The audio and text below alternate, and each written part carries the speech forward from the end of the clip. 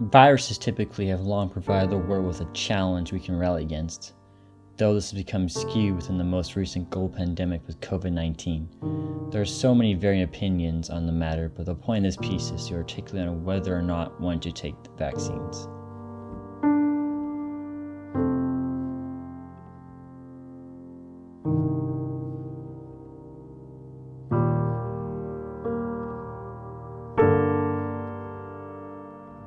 And she said, well, what difference does it make? No one gets smallpox, no one gets polio. And it's so frustrating when they say that because you're like, because of fucking vaccination. And I said, and furthermore, my mother had polio. That's true, Gunter had polio. My mother can work polio into any conversation. You'll be having dinner with my mother and she'll go, oh, maybe I will have some chocolate cake. Because I couldn't when I was young. I had polio. It's a day of triumph for 40-year-old Dr. Jonas E. Salk, developer of the vaccine. He arrives with Basil O'Connor, head of the National Foundation for Infantile Paralysis, which financed the tests. Hundreds of reporters and scientists from all over the nation gather for the momentous announcement. Proudly on hand, too, are Mrs. Salk and the son, who received the first injections. Chief Evaluator Dr. Thomas Francis pronounces the vaccine tests up to 90% effective. Vaccines provide the world a benefit of essentially eradicating horrible diseases. Diseases such as polio, which is one of the first viruses that everyone could say we are afraid of this catastrophe. Due to people being able to see with their own eyes, unlike that of the Spanish influenza, which took the lives of 17 to 100 million people through the issues such as respiratory failure. People could see their family members, their friends, their children become paralyzed. In many cases, losing the ability to breathe. The poliomyelitis virus, or polio, frightened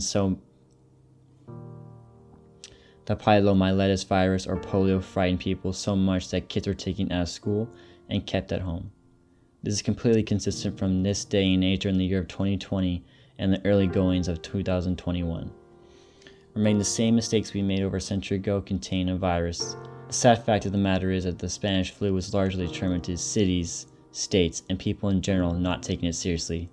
Once again, we find ourselves in a similar situation, especially with states such as Texas and Mississippi, dismissing all COVID protocols and essentially open up their states fully. The COVID-19 virus is made up of non-segmented envelope viruses with single-stranded RNA, or ssRNA, ranging between 26 to 32 kilobases in length. At this length, the coronavirus genome is the largest among RNA viruses. So one might ask themselves, how did the coronavirus start?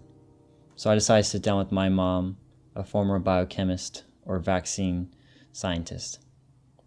So this is my mom, Jennifer Murphy, former scientist in regards to vaccine research at Bayer. Hello, Mom. How are you? I'm good, Sean. How are you? Good to see you. It's been a while. Yeah. What, 3 months now? 2 months. Okay, so it's factual the coronavirus is identified in Wuhan, China, but why exactly it's not been determined. It's believed that it's originally in a wet market in Wuhan. Could you explain, as a biochemist, why it's important to maintain safe distance between animals, especially those of different species? That's a good question, Sean Murphy. Why is it important to maintain a safe distance? Well, probably for this very fact of the transmission of disease. There is a study of, it's called zoonosis, and that's the ability from an animal to transfer disease into a human. So I think that we have to be especially careful when we're handling any type of animal for fear of the contagion infecting a human. Does that make sense? Yes, that makes perfect sense. So what type of work did you do at Bayer personally? I was in vaccine development, large animal and small animal. I also was involved in several studies changing our different testing methods into immunoassays instead of using small animal lab models. So do you remember what you just said there? I did. Okay. I'm gonna repeat the question. Hopefully you can answer it smoother this Okay. time. So, Mom, Jennifer, what type of work did you exactly do at Bayer? I worked on small animal and large animal vaccines in development, and then also changing some of the processes and improving them. I also helped with changing small animal lab models to determine efficacy of a vaccine into more of an assay type called immunoassays. Instead of using an animal to test vaccine potency, we did it on a little plastic plate. So what you did on a plastic plate? Well, how was that exactly? So we were using antibodies. Yes. We were using it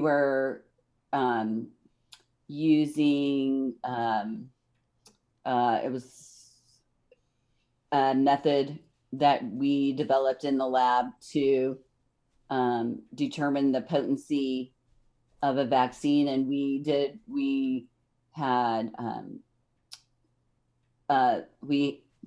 had vaccine trials, and then we used that as the marker. And when we made further production examples of the vaccine, then we use that to compare it in these tests. So in simpler terms, how would you describe that? A sandwich. The test, Mm-hmm. it would be a sandwich, and then we were using standards that we use to measure the potency of a vaccine. So we were using a lot of chemical reagents to determine the vaccine potency. And as for vaccines these days, or such as like vaccine during the times of polio, do you know of the differences between the vaccines developed then and the vaccines we're developing now, and how those came about? They're much more sophisticated now. I do know that. I think polio is probably an inactivated vaccine that is probably the virus, and then they inactivate it, and then they probably mix it with an adjuvant. And I think in today's vaccines, they're probably some kind of recombinant vaccine. I don't know. I haven't practiced in a long time. Been out of the game too long? I've been out of the game too long. I've been taking care of you for 20 years. Whoa, that's getting cut. That's getting cut. That's cut? That's getting cut. Yo, get out. Okay. Yo, actually, saluting those. So. Are the Cheez-Its going to make it on screen? No. Okay. So, efficacy-wise, like, comparatively to, like, vaccines developed during the polio times, using enzymes from kidneys of monkeys, whereas today we can produce, like, the mRNA proteins within a lab, which, does that speak to how truly far science has come since then, or is it just a... I think so. I think during this pandemic, we're definitely headed in the right direction.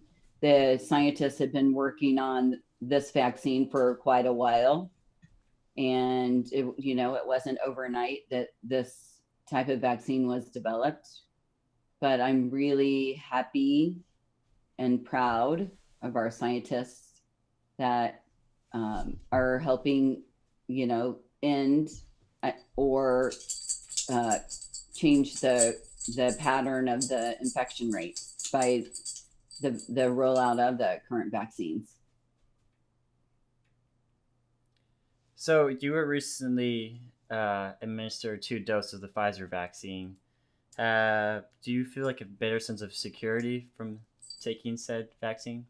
or being administered? I do. I think I was told that after the second dose, 2 weeks, I will have 95% immunity. And then in the fall, they're suggesting a booster with maybe one of the new variants that they're talking about. But I feel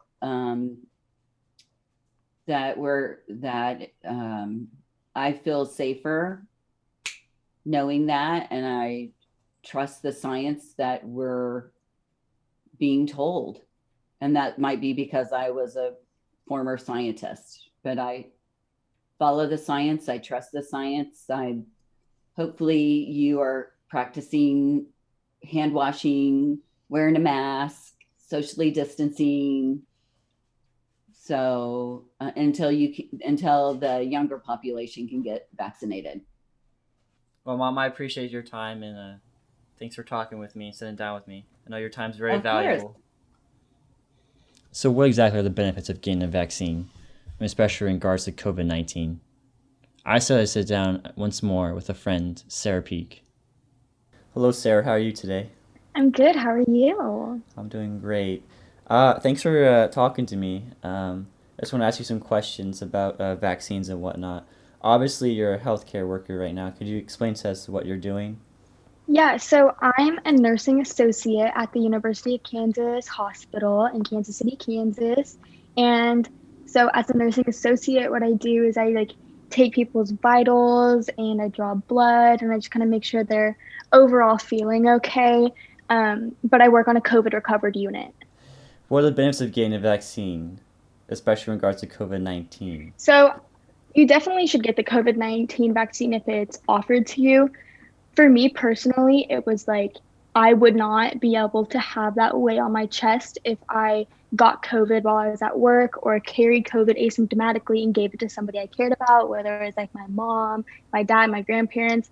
So it's for me, when I got my vaccine, it was almost immediate relief. Oh my gosh, I don't have to worry about giving it to them. Or if I do give it to them, I know it won't be a fatal dose of the virus. So I think getting the vaccine definitely outweighs not getting the vaccine, just because you're protecting so many other people, you're protecting yourself, and you're just kind of doing your duty to your population as well. Mm-hmm. Especially those with severe asthma, where stuff definitely a weight lifted off your shoulders, wouldn't you say? Yes, I have asthma, allergies, and I have a deathly tree nut allergy. And a lot of the controversy with the Moderna vaccine, at least, is that they're saying that it can cause anaphylaxis. And I'm somebody who has had anaphylaxis, and I got the Moderna vaccine. And I made sure to do all my research. And something that's really interesting about the Moderna vaccine is when you look at the clinical trials and stuff, the people who got the placebo vaccine had more anaphylactic reactions than the people who got the actual vaccine. So if you think about that, Sean, what do you think that means? You gotta take the vaccine, bro. No, what that means is that the anaphylactic reaction is just anxiety from the news and everybody saying, don't get the vaccine, this is so bad. So at the end of the day, they weren't having anaphylaxis, they were having panic attacks. So there's really nothing that says people were getting anaphylactic reactions to the Moderna vaccine. And with the introduction of the third Johnson & Johnson vaccine, how would you go about recommending which vaccine to take in general, or would you just suggest getting vaccinated immediately, whichever one is available to you? So I received the Moderna vaccine, which is 94.4 or something like that % effective, which is very good for a vaccine, because no vaccine is going to be 100% effective. But I really think that which vaccine you take really depends on how badly you feel you need the vaccine in that moment. So people that have high COVID exposure, they need to get one as soon as they can, whether it's Moderna, Pfizer, or Johnson & Johnson. But Johnson & Johnson, it's one shot and it's a lot less effective than Moderna and Pfizer. So that's a little bit kind of where it gets a little bit fishy for some people, but I would say get it whenever you can. My Moderna vaccine, I got it. My first one was in January 7th. My second one was February 7th. So it's it was roughly 28 days apart, which is what is recommended. But the first one, you just like, you have a sore arm, and then the second one, you really feel really bad. And that's kind of why people don't want to go and get the second shot. So if you really don't want to have those symptoms, get the Johnson & Johnson one, because you just have one. And I don't know personally if you get really bad symptoms for Johnson & Johnson, but Moderna and Pfizer, I can say that, yeah, you'll get some symptoms, but at the end of the day, you can treat the vaccine symptoms. You can't necessarily treat your COVID symptoms. So, what vaccine were you administered, and like how many days were you given for the second booster? Okay. So I was given the Moderna vaccine on January 7th, and on February 7th, I got my second vaccine. So it's approximately 28 days in between, but like that's give or take a few. Obviously, it's whenever you can get your next appointment. But yeah. Well, sir, I really appreciate you coming and talking to me, and I hope you have a good rest of your day now. Yeah, you too. Thanks. So for my first question, I asked if people have ever been vaccinated, and 56 of them said yes, while 18 said no. I believe this data is skewed, though, as for they were misguided by the question somewhat. The exact wording is, have you ever taken a vaccine? And I believe that's a little bit skewed just because of that wording I originally did. And the second question I asked, are you concerned with taking a COVID-19 vaccine? 17 said yes, 58 said no. When asked if you were concerned about getting the COVID-19 vaccine and why so, people said, because of the side effects I've heard, and now we don't know what they'll show or if they are long-term. And basically, everyone can basically respond to this response was like, what is the long-term data? So for another poll I did was, do vaccines cause autism? 74 people said no. One person said yes, but they DM'd me later saying that they did not mean to say yes. Would you take and then another question I asked was, would you take the COVID-19 vaccine?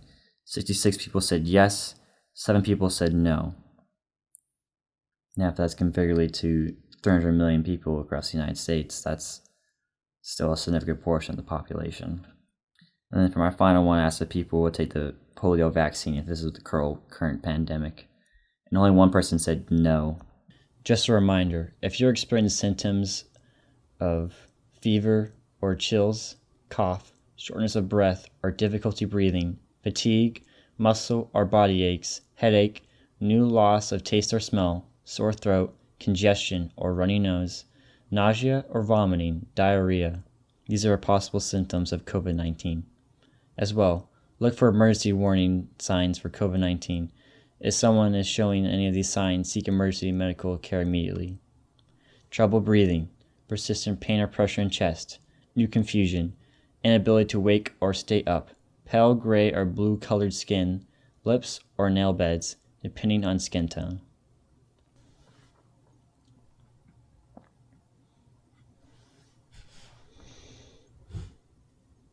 COVID-19 mRNA vaccines give instructions for our cells to make a harmless piece of what is called the spike protein. The spike protein is found on the surface of the virus that causes COVID-19. What is an mRNA vaccine? Well, contrary to the Pfizer COVID-19 vaccine, the polio vaccine used enzymes fostered on the kidneys of monkeys. This led to 1,500 monkeys needing to be sacrificed per 1,000 of unprimed doses, which equates to a lot of monkeys. While mRNA vaccine is a lot more ethical and uses readily available things found in a science laboratory, once the genome of the protein of the virus is found, one can construct a spike protein. A spike protein essentially allows for one to administer a small amount of the virus in one dose, or in the case of the Pfizer vaccine, 2 doses. In conclusion, mRNA vaccines are probably more ethical and easier to produce.